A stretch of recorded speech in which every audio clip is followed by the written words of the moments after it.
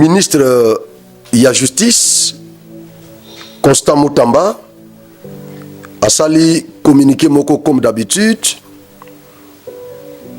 na Kasai central a pesi injonction na auditeur général ya Kasai central na procureur général ya Kasai central pour déclencher l'action publique contre les détourneurs nyonso na bas spoliataire. Il y a division, il y a bâtiment où banda ko abrité division, il y a genre famille et enfants. Na ba détourneur nyonso ya ba deniers publics où ezala ki destiné na construction ya banzela na Kasai central. Na kati na bango na communiqué batangi Beseko yande konabiso Mabi Mulumba où ezala ki maître d'ouvrage délégué na Kasai central. Et côté Moussou batangi Mama Chibangu Astrid pour la spoliation, il y a immeuble loin de banda ko abrité division provinciale, il y a genre famille et enfants. Je crois que nous allons aborder cette question parce que et c'est ici bas centre kassaïen. Babeti Maboko Mutamba ayamba makina Kasai central comme un prince na ba ministre nyonso o ba ekina Kasai central. Le seul ministre où a sali succès na Kasai central, il s'appelle Constant Mutamba. Il a eu le soutien de tous les centres kassaïens. Mutamba zaki star na rapport ya Kasai central. Voilà, nous allons aborder cette question. Ba kanangé ba centre kassaïen vraiment ba supporter qui pona ko yamba chef na bango malgré Mboula, mais ils étaient toujours là. Mais sinon, pour ne pas être hypocrite, en tout cas personnellement, je ne suis pas chaud comme je l'étais dans Wayaki, Tour Liboso, Nazaki na Bukavu. Nazo avion mbangu na yeko zonga na kananga na ekananga pour préparer terrain et Nazaki na terrain pour accueillir chef de l'État. Pour ne pas être hypocrite, cette fois-ci, je ne suis pas trop motivé. Franchement, je ne suis pas trop motivé. Natambusa ki micro na ngai na ville ya Kananga, j'étais sur terrain moi-même. Nako senga na caméraman, je crois au cours de l'émission, beaucoup de déclaration, il y a un centre kassaïen. Na banda déjà kolobango avant même chef de l'État, avant mardi et mercredi, avant lundi au chef de l'État l'ingakaya. Na banda déjà kolobango, na banda ko déplorer le fait que province Kasai central est bénéficié loko mokoté concrètement na mandat il y a eu de pèse. Kasai central est bénéficié et l'autre côté na Kasai central. Oh lelo toko tout est la tolo. To lobby to soutenir qui chef de l'État. To bunda qui na eu de pèse pendant la période dictatoriale de Mobutu, la période dictatoriale de Joseph Kabila. To bunda qui na eu de pèse. To ça qui na katia eu de pèse malgré biso nazolo ba biso ba centre kassaïen. Bien que nous na eu de peste, mais sinon lutte ya papa Etienne Tshisekedi biso nyonso to mi retrouva ki na kati ya lutte wana. Ma province oya Kasai et mi retrouva ki na opposition contre Mobutu, contre Mosé Laurent Désiré Kabila, contre Joseph Kabila. Donc toutes ces années, ma province ya Grand Kasai et là qui na opposition parce que Tolanda qui influence à UDPS comme parti politique. Kabila banda koya na mboka oyo baso bambe mabanga na Mbujimayi babambe mabanga na Kananga na parle même pas.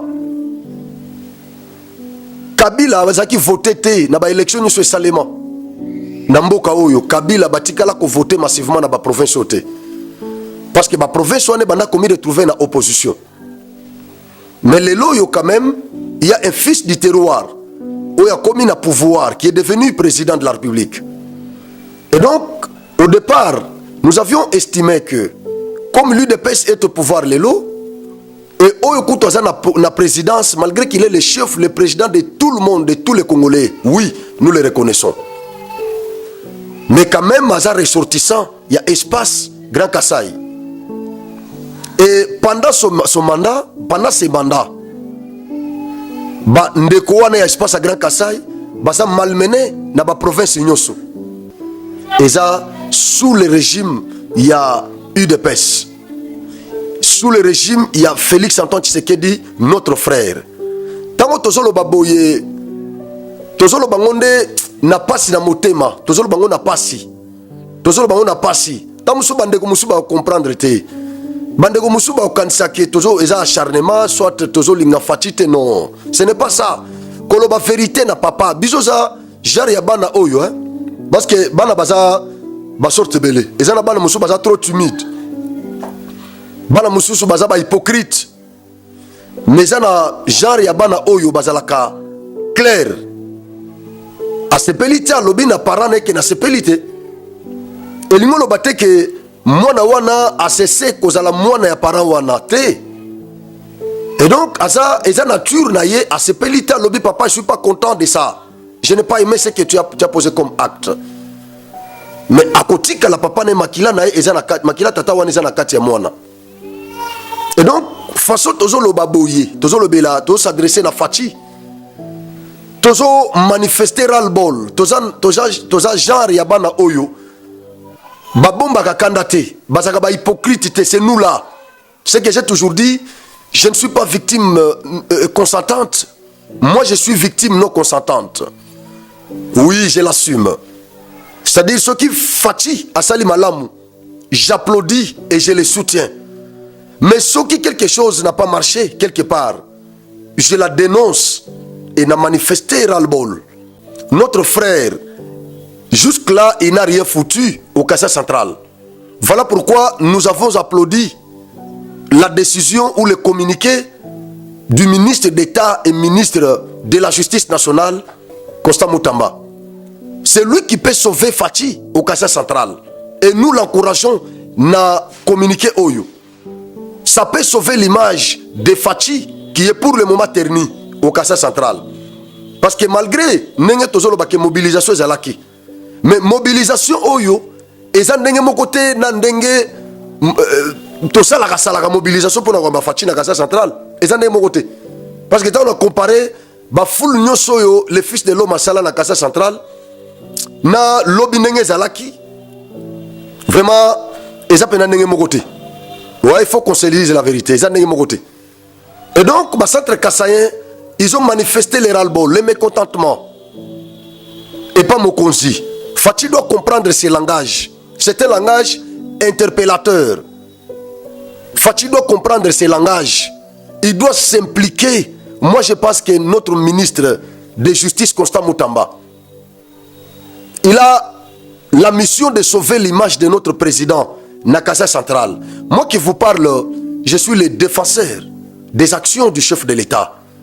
Je le soutiens en tout. Partout, dans Babitumba Est, partout, Magamonio Sala, tout ça. Bisous en affront contre les opposants, au besoin d'attaquer Tshisekedi. Mais Nabana Koboa Kambela n'a tiré sonnette d'alarme depuis longtemps dans la province Oyo. Pour Koloba que Fachi Fongola Miso. Et ça qui n'a mandat liboso. So kebite okozaba opposant ebele na Kassai central. Lelo yo batu mususu bakomi na sima ya Kabund, batu bakomi na sima ya Sesanga. Bakomi ko se repentir ndenge babamba Sesanga mabanga. Ndenge babokisa Kabund, lelo na Kassai central, batu mususu bakomi na tendance wana. Et pourtant na début, tous ces noms précités ont été rejetés au Kassai central. Bande Kobele Kassai central au banako s'opposer na Tshisekedi. Ils étaient farouchement attaqués ici, au Kassai central. Mais qu'est-ce qui fait qu'aujourd'hui, Namboka Kassai central, Bande Kwebele o Bazalaki, rejeté, mais Bassatre Kassai, Bakomi Kozongi Sabango na Mitema. C'est parce que Makambo Bango Balobaki, Ezo Koma Loko la prophétie. Ezo Koma Loko la prophétie. Ezo Koma Loko la prophétie. Bazo Koma Loko la clairvoyant. On dirait que Monaki a déjà dans la musique que vous n'aurez rien sous le régime. Tu sais ce qu'il dit. C'est ce qui se passe aujourd'hui. Na tiraki sonnette d'alarme. Na premier mandat Fachi. En tant que défenseur, il y a action, il y a Fachi. Na lobaki Fachi ko pesa biso musalate na Kassai central. To bundata na ba opposant déjà au baza identifié. To bundana banguna ya Congo. Mais ko kendo bunda susu na bandeko na yo. O baza ko soutenir yo mais ba changer kazaka. Ba kena opposition. Localement, nous aurons un grand travail. J'avais dit ça, on a tiré sonnette d'alarme. na premier mandat. Mais tant que commis na deuxième mandat, le loyo, au regard de tout ce que nous voyons, je comprends que Bandeko Belé, baké na opposition, na ba radio, na ba réseaux sociaux, ba commentaire ese belé. Soki ba hypocrite bazo entouré yo, bazo bisa yo vérité té. Biso tozo lo ba vérité que na Kasai central, il n'y a que Constant Moutamba qui peut sauver votre image. Il n'y a que ces gars qui peut sauver votre image au Kasai central. Par cette décision qu'il a prise, ça peut sauver votre image. Oyo ba dinosaure nyonso wana baternisa na Kasai central. Bandeko pesa confiance en Kasai central. Baternira image na yo. Ba détourna bambongo. Basale lo côté ba mikabolela bambongo ya l'état. Oyo ka ko tonga Kasai central. Bandeko wana basombela ngo mapango. Batina bana na poto, baza bien. Bazo la ba centre Kasai ba miette. Bazo ko pesa bango ba miette. Ba $100 na ba société civile, ba 200, ba $150 na ba journaliste, ba $30 koto tout ça. Bazo pesa bango mbongo wana. Po ba aveugler bango et bandeko wana ba komi ko sala ba émission ko défendre bango. Et par moment baza ko s'opposer même na biso, ba toto zolo ba vérité. Je sais que Franck gêne beaucoup de gens au Kasai central, je le sais. Je le sais. Je sais que je gêne beaucoup de gens. Il y a beaucoup de gens qui ne me supportent pas. Présence Nangaï, les autres bango très mal à l'aise. Je sais. Tant que le baboye, ils étaient que tous contre le pouvoir, contre les partis présidentiels. Non. Moussala Nabiso, bato micro, ils ont kobo kambela.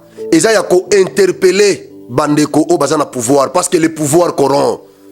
Le pouvoir corrompt. Le pouvoir corrompt, mutakoza la zolo ba fort libanda. Mais si on continue à pouvoir, à comme aux l'art, mutwana bosani nyoso banda koloba. Le pouvoir corrompt bandeko, le pouvoir corrompt. Le pouvoir corrompt.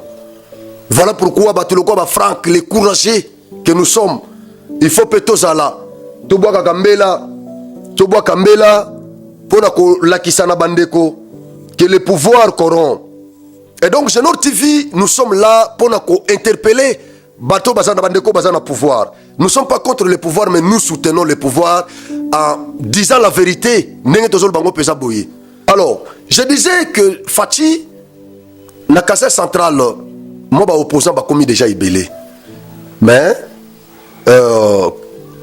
Constant Moutamba est le seul, vraiment le seul, qui peut sauver l'image de Fachi au Kasai central. Au Kasai central.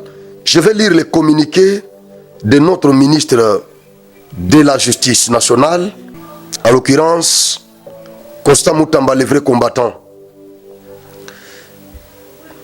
Communiqué numéro 055.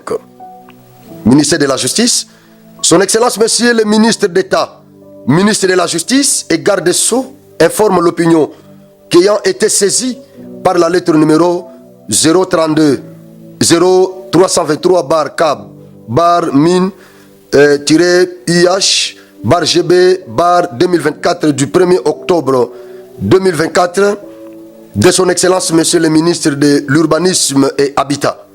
Il a donné injonction à l'auditeur supérieur du Kasai central afin de procéder à l'interpellation et à la poursuite de Madame Chibangu Astrid, spoliateur de l'immeuble de la division urbaine du genre famille et enfants situé au numéro 20 de l'avenue du 20 mai, quartier Malandi, commune de Kananga. Une injonction a également été donnée au procureur général du Kasai central pour engager des poursuites contre les auteurs des détournements des fonds publics destinés à la construction de routes dans cette province. Il s'agit notamment des responsables du BSECO et autres structures privées ou publiques impliquées dans ces actes faits à Kinshasa le 23 décembre 2024. Les cabinets du ministre d'État, ministre de la Justice et garde des Sceaux. Voilà. Basantre Kasai babeteli Constant Moutamba maboko pona communiquer oyo. D'abord, l'affaire au Italie, bâtiment, il y a division ya genre famille et enfant ya Kasai central collectif ya ba femme centre Kasayen badressa je crois ils en a 2023 badressa na chef de l'état pour na kosenga implication na ye na affaire oyo lopango bâtiment wana ibanda ko abrité division wana ezalaki à la base il y a conflit entre le gouvernement congolais na famille il y a madame Chibangu Astrid. Je crois cour d'appel ya Kananga na arena ngo sous RCA 2006 papesa bâtiment wana na l'état congolais.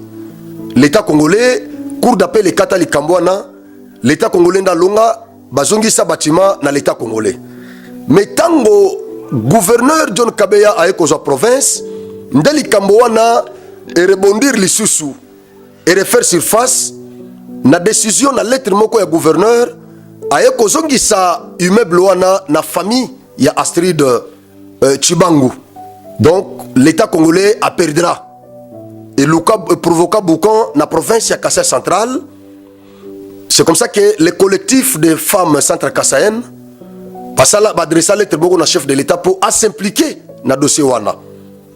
Le ministre de la justice saisi par le ministre de l'urbanisme et habitat. Le yo a pesi injonction na auditeur général ya Kasai central pour poursuivre déclencher poursuite contre baspoliataire il y a immeuble il y a division il y a genre famille et enfants. Bravo na ministre. Comment un homme d'État a koki kolongola intérêt à l'État ou justice yamboka service compétent yamboka et tranché yango en faveur de l'État congolais, mais balongoli yango un homme un représentant il y a l'État alongoli intérêt à l'État a pesango na ba particulier et lobby ça qui ba centre Kasayen. Mais le loyo est notre homme d'État ministre de la justice le loyo a se saisir na likambo. Je crois que l'État congolais a kolonga parce que ba mama ba estima que autorité wana abwaka bango na balabala babanda ko telengana parce que ba déloja qui division il y a genre famille et enfant na lopango wana et que ko telengana. Mais lelo je crois que ba kozongi c'est la bango immeuble wana ndenge cour d'appel et c'est trancha qui déjà affaire en faveur de l'État congolais. Bravo na ministre de la justice ministre Constant Moutamba. J'ai toujours soutenu cet homme d'État. Depuis son entrée en fonction, je l'ai toujours soutenu. J'ai trouvé en lui un homme déterminé, un homme strict, un homme qui aime le Congo, décisif. Ouais. Voilà pourquoi j'ai toujours soutenu cet homme d'État. Alors, deuxième affaire, ça c'est ce qui m'a fait du bien. Ça, c'est ce qui m'a fait du bien. C'est ce qui a réjoui tous les centres kassaïens. Fatia Zoya, oui. Malgré Nyonso et Salami, on a est allé awa. Na Kassa central et l'Okomogo Zati. Bazoti na courant, Bokolanda ba déclaration à centre kassaïen. Na Genor TV, na Zolo Bati, so na Silisi. Na Tikitan, comme ça, Bokena Bangoti na Souka. Bokolanda, déclaration à centre kassaïen. Bazoti na la bango courant, tango chef de l'État Baogi Kasoya. Bazotine la bango mai tango chef de l'État Zoya. Mais depuis tout ce temps, courant wana ezalaka wapi, mai wana ezalaka wapi. Ngai moko nazoke na ville namoni ba tracteur ya Arab Contractor. Bazako ramble nzela ya tronçon ya kolongo a Chibombi, rompo Chibombi ti na El Michel, na cercle. Tracteur ya bandeko ya Arab Contractor ba égyptien eza éparpillé na ville Mobimba. Bazo travailler, bazo longola ba poto bazo bongisa parce que le fils de l'homme va entrer à Jérusalem. Nde bazo bongisa ngo. Et pourtant toza censé kozala quand même na banzela bien même na absence chef de l'État. Toza censé kozala na mai même quand il n'est pas là. Toza censé kozala na courant même na absence na ye. Parce que ça droit na biso. Mais nazo déplorer yango na ndenge bazo tinde la biso courant kaka tango bayoki kasoya et tango kokende ba okata yango ba centre Kasai na Kasai na zanga moko Mais j'ai trouvé les centres kassaïens conscients. On peut condamner, c'est fait.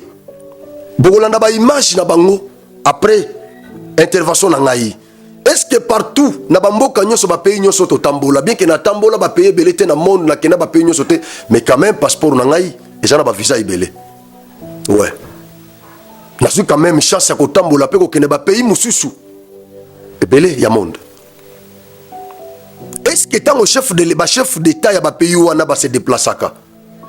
Est-ce que ba député nyonso balana ba on sima? Est-ce que ba ministre nyonso balana ba on sima? Ou bien ba sélectionnaka ba ministre oyo baza concerné na makamozo kendo sala na ba province wana? Mais pas na biso, ce n'est pas le cas. Et pas na biso so chef azo déplacer Congo mobimba bango to bakehi. Bozo ki luka nini? Et tant on peut bozo kende, il fallait qu'il y ait tato sentir quand même dans le boyer circulation quand même ya mbongo na kati ya ville. Mais chef de l'état zoya ba délégation nyoso wana eza déjà awa mais mboka l'art ils ont circulé té mbongo ezate. Mbongo ezate.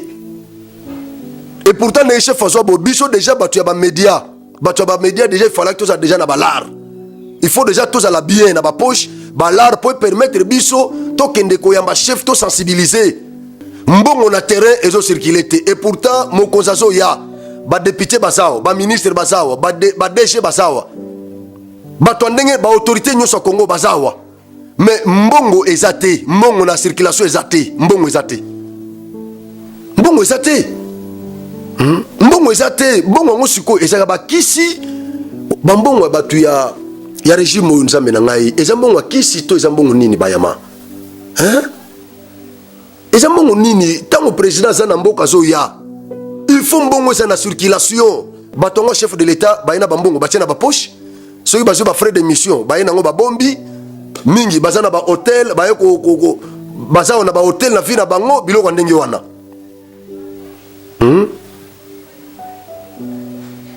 Ezo fisqué. Tant on a zolo ba ezate ke ye muto ko banda ko tina mbongo awati. Eza bino bato bo se précipiter pona ko ya. C'est que bozana l'art. Mbongo ni faut circuler. Il faut que les médias nous la saisie. Il faut que les foot abiso balar to sensibiliser, to préparer terrain. Mais ba mo ngozo ke wapi. Mboka peza ndenge zalaka pineta ngo facha yakawa. Et ça bongote. Mais qu'est-ce qui se passe? Qu'est-ce qui se passe? C'est ça bongote, qu'est-ce qui se passe? Bo dépasser ka bambongo na ba fiche minene boche na nini. Bo imprimer les sous, bo gendo cha. Bambongo zo silenga na ba fiche, ba biloko ndenge wana. Sensibilisation na bino zane na ba fiche. Et pourtant il faut bo saisir ba organe oyo koki ko jouer un rôle important na ke ya chef de l'état. Mais chef Azoya rien du tout, rien. Bino kaka boye nango après bozongi nango. Suka nango boke poto. Mitema mabe. Mutamba, merci beaucoup na Constant. Constant Mutamba, merci beaucoup. Na loba na vidéo moko ngabi Mutamba aokufa na bino. Mon frère, nazana simana yo. Nazana simana yo, ndenge nazwa décision ko accompagner, je vais vous accompagner papa. Ba kleptocrate nyonso, ba mandukateur nyonso, ba mibi wana nyonso papa, zala na bango nazana simana yo. Nazana sima. Ba lebiso mbongo na Kasai central. Oyo zo mona oyo montango ye tango tolobaka boza musika, bokasa ke to sakanaka. Mais tango siko bino boye, bomoni o eza na terrain. Bomoni o eza na terrain. Beaucoup fana bango.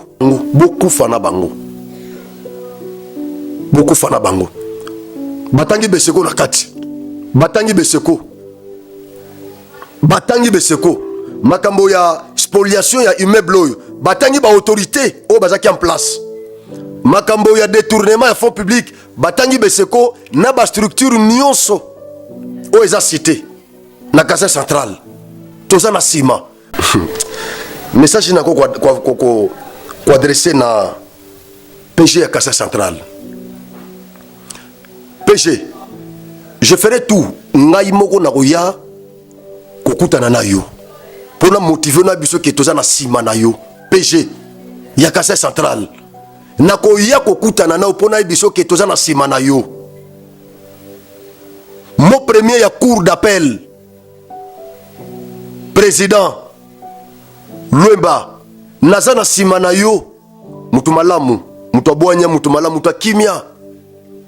Mo premier naza na sima na yo nakoya kokutana na yo pona biso ke naza na sima na yo déjà loko les aboye biso justice nyonso fongola miso bolandela biso ba miyibi nyonso ça va nous consoler parce que loko zo sala biso mabeza nini ke ba yibi biso mbongo me fachi avandi kimia justice evandi kimia bato ba yiba ki biso mbongo ba bourreau na biso bazana ba Cadillac bazana ba Amer ba HD H3 bazana ba limousine baza na ba grosse américaine ya danser na mboko bazo tambola nango bazo rouler bato na nde baza na l'art bato na nde baza plus fort balie biso mais baza plus fort biso toza plus faible et pourtant justice il faut esunga biso ekomisa biso plus fort bato na bakoma plus faible. C'est ça le rôle de la justice dans un état de droit. Alors bo s'activer bolandela biso batu nyonso baza concerné na détournement na Kasai central soki toyoki ke bato wana baza poursuivi condamné et bazo croupir baza ko écoper ba peine na bango biso tokobete la Fatima maboko tokobete la justice congolaise maboko nous serons quand même consolés. Vous pouvez imaginer que tous ba victime justice jusque là na et rétablir biso na ba droit na bisoté réparation il y a préjudice oyo biso tozo subir na Kasai central nano salamité tozo zela justice et réparer préjudice wana. C'est alors que togo bete la Fatima boko même temps on koya prochainement togo yambe malam na tigele bino temps na balance a balancer les bino ba image na biso terrain. Merci beaucoup. Très chers abonnés téléspectateurs de Genor TV, nous sommes au centre-ville de Kananga, au Kasai central. Vous voyez cet engouement. Nous sommes précisément à la place de l'indépendance. De l'indépendance, là où le fils de l'homme, Fachi Beton, va tenir son meeting. Aujourd'hui, nous avons quelques éléments de l'équipe de Genor TV déjà à l'aéroport. Je crois que vous aurez la chance de suivre cette cérémonie en live, le discours du Fils de l'homme, vous aurez la chance de le suivre en live. Voilà, vous voyez cet engouement. Nous sommes là, nous nous battons vraiment, nous nous battons jusqu'à ce que nous aurons le courant au Kasai central. Le courant au Kasai central, l'eau au Kasai central, route Kananga Kalamambouji. Qu'est-ce que Fachi va nous dire? Nous attendons le Fils de l'homme. Nous attendons le Fils de l'homme. Nous ne savons pas ce qu'il va nous dire dans son discours. Mais nous l'attendons, qu'il vienne d'abord. Comme ça, nous allons écouter le discours du Fils de l'homme. C'est pas s'il va encore nous promettre cette route-là ou s'il aura un autre discours. Parce que nous avons déjà pas mal de promesses relativement à cette route d'une grande importance pour l'espace Grand Kasaï, route de désenclavement de l'espace Grand Kasaï. Nous ne savons pas ce que le chef va nous dire.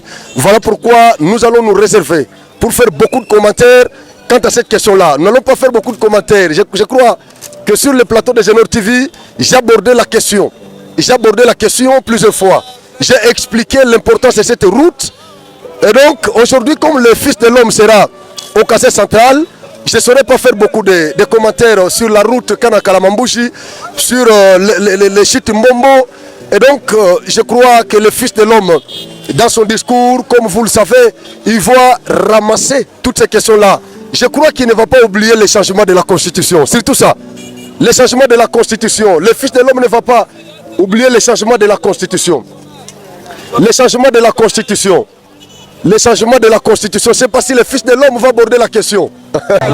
Papa. Comment d'abord? Comment Emmanuel Wetongani. Emmanuel Wetongani. Wetongani. Ovana na Kananga. Ou bien yopo yé na délégation. Na vanja na Kananga. Ovana Kananga. Babota mi awa na Kananga. Baboto na Kananga. Félix Antoine Tshisekedi azoya lelo. Bo sepeli ou bien bo fâché. To sepeli na yeme.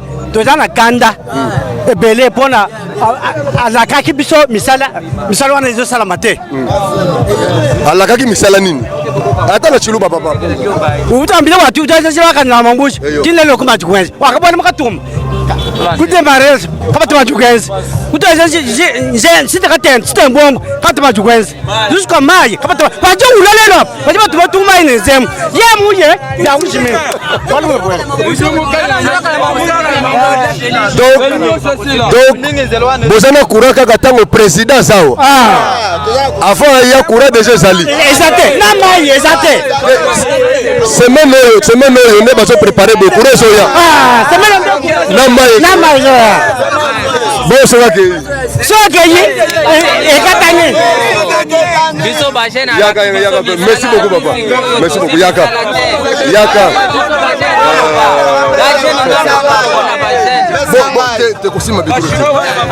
Bossa la boy kasi bossa la boy. Botique espace. Jeune kombo na ngai Mbombo Kanku Marcel. Botika simakelele. Mbombo Kanku Marcel.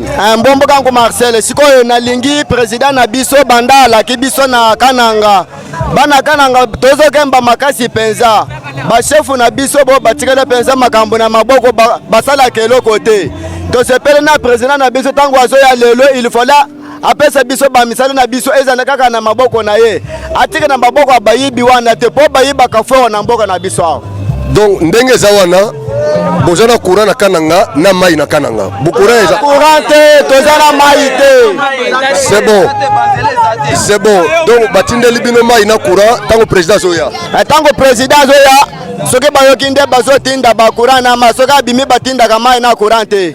Souffrance ebele. Siko pona banzela na Kananga eza nde nini? Banzela eza na salite bele fort. Chile gelou. Zela eza bien te eza mabe. Banzela eza mabe. Kananga kalambambushi. Bolobi nini? Tolingi zela kalambambushi foti beton azoya lelo. Atika bantu na ya motema malamu po babongesela biso nzela kalambambushi. Pour changer la constitution que du coup impé. Akomba se malo akaji muto amila. Fatu tu akola lelo uji yulwe. Ma ya kuru mukana. Zemu ya kuru mukana. Matu konstitutu ende mubito katomba kakusishikulo ngolo monsil. Ma ya avoka ya loto akusishikulo lelo. Bo constitution bi bien po boye ku changer. Kaji kali ni suivi mu mijumu ya bena kandanga. Ka kwenda na so mu buji bwenda to. Bien sûr que tu dois être gouverneur muimpe. Kaji kene mu to jumu akumambulisa to. D'abord soutien au président wa du tour. Même au Mukule. J'ai discuté avec beaucoup de jeunes. Ils me disent Franck, pourquoi nous avons le courant seulement quand le chef est là? Mais je vois ici ce qui m'offusque moi personnellement, c'est que je vois Kananga est vraiment saturé de bâches, de calicots. Il y a des effigies presque partout. Partout il y a des effigies. C'est comme si nous étions pendant la période des campagnes électorales. Et donc tous ces députés, les autorités, tous ces leaders du Kassai central qui ont saturé la ville des bâches, des effigies. Je ne sais pas là où ils se trouvent pendant que les centres kassaïens souffrent quand il n'y a pas de l'eau ici, quand il n'y a pas de l'électricité. Une ville construite par les Belges, une ville qui devait normalement être modernisée. Et à l'époque, la capitale de ces pays gigantesques, mastodonte, scandale géologique, était ici, à Kananga. Vous vous souviendrez même lorsque Mouzé était venu avec ces Rwandais-là, Mouzé voulait retourner la capitale de ces pays dans cette ville. C'est une ville bien urbanisée, c'est une ville construite par les Belges. La ville de Kananga ici. Mais ce qui est rocambolesque, c'est que aujourd'hui c'est une ville laissée pour compte, abandonnée dans le gouffre, comme je l'ai toujours dit, dans le gouffre de malheur, de misère. Tous ces jeunes, ils demandent les stades, le nouveau stade. Il y a des talents ici, il y a des talents ici, mais il n'y a pas de stade. En tout cas, faites quelque chose. Merci beaucoup. Alors je vais vous montrer, nous allons faire un petit mouvement là-bas pour voir. Je vais me placer sur l'artère principale de la ville de Kananga, comme ça. Vous allez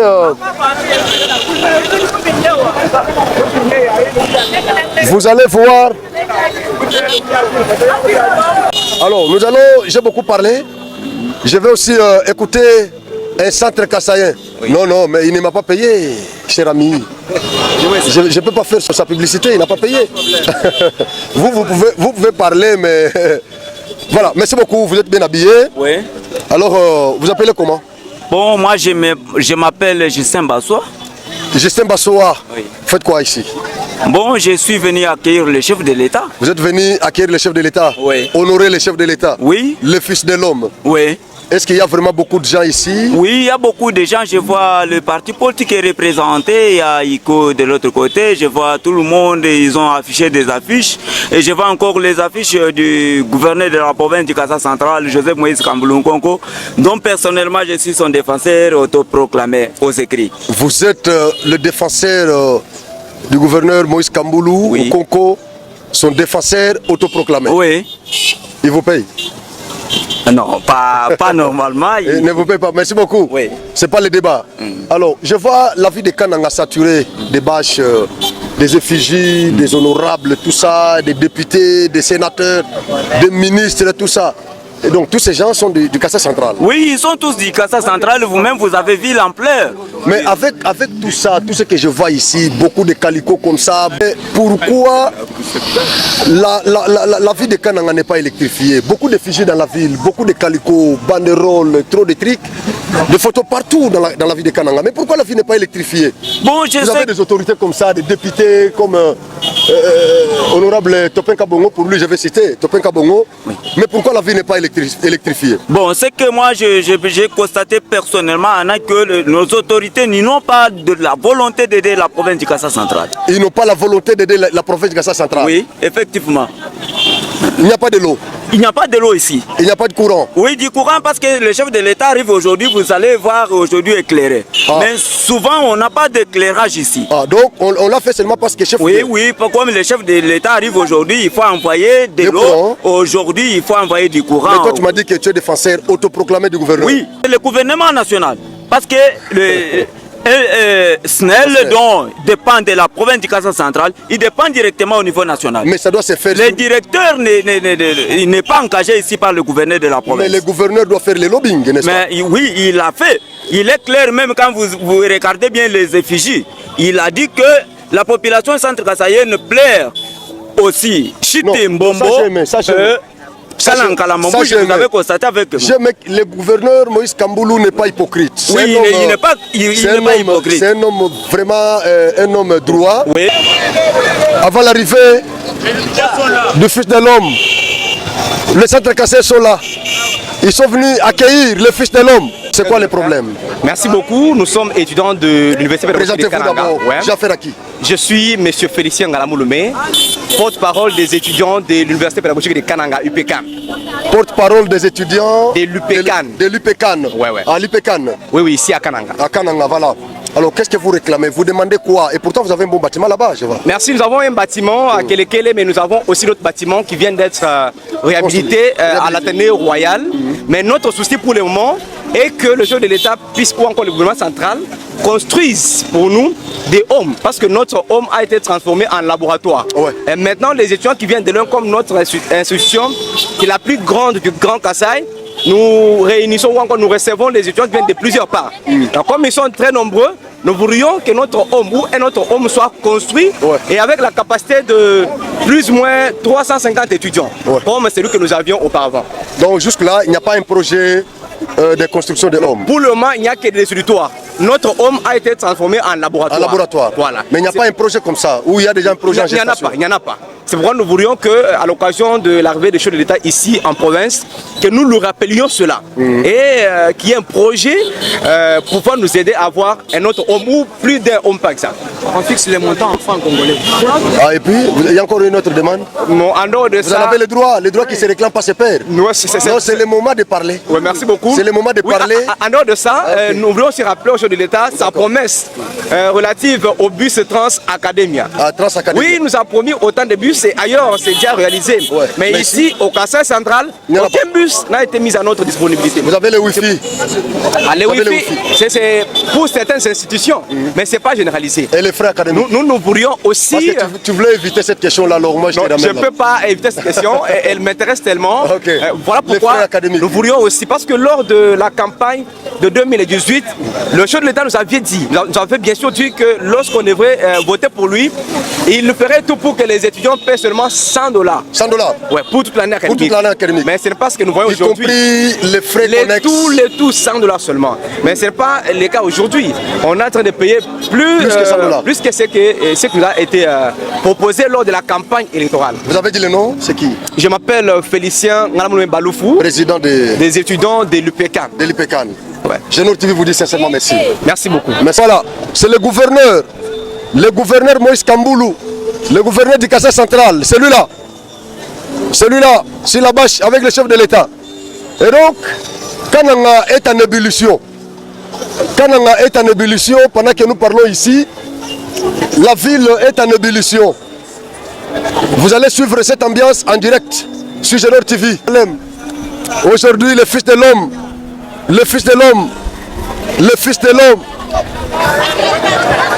Kananga en ébullition.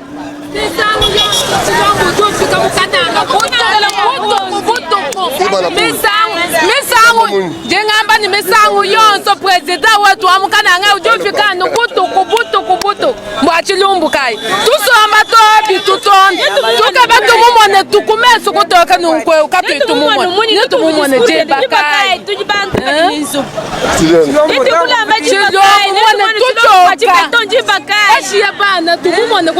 Fati bande wakana nga balobi oyaga na butu moye bamono bien na moi ezate prochainement yaga na moi. Bien, vraiment, nous sommes très joyeux. C'est un grand plaisir. Je suis avec les doyens de l'université Simon Kimbangu Lieska à Kananga. Oui. Maître Zakari. Maître Zakari, en même temps ici, dans ce cadre, il est vice-président provincial en charge des affaires politiques et juridiques de l'Union pour les valeurs tshisekidistes, UVT en sigle. Voilà. C'est un parti politique? C'est un parti politique de l'Union sacrée. Je crois que les membres sont déjà sur le terrain, déployés. Tout à fait, vraiment. À l'aéroport déjà. Vraiment, en tout cas, pour un accueil chaleureux. Les drapeaux, j'ai vu les drapeaux de votre parti en train de flotter. En face, c'est l'autorité morale. José Kalala. Vous pouvez, caméraman, prenez l'image de l'autorité morale. Voilà. Premier vice-président c'est le premier vice. Ah, premier vice-président du Sénat. Du Sénat, oui. Ah, okay. José Kalala. Ok. Voilà. En tout cas, Génor TV vous dit sincèrement merci, cher doyen. Un grand plaisir. Merci beaucoup. Merci beaucoup. Nous continuons à servir les Congolais. Très bien.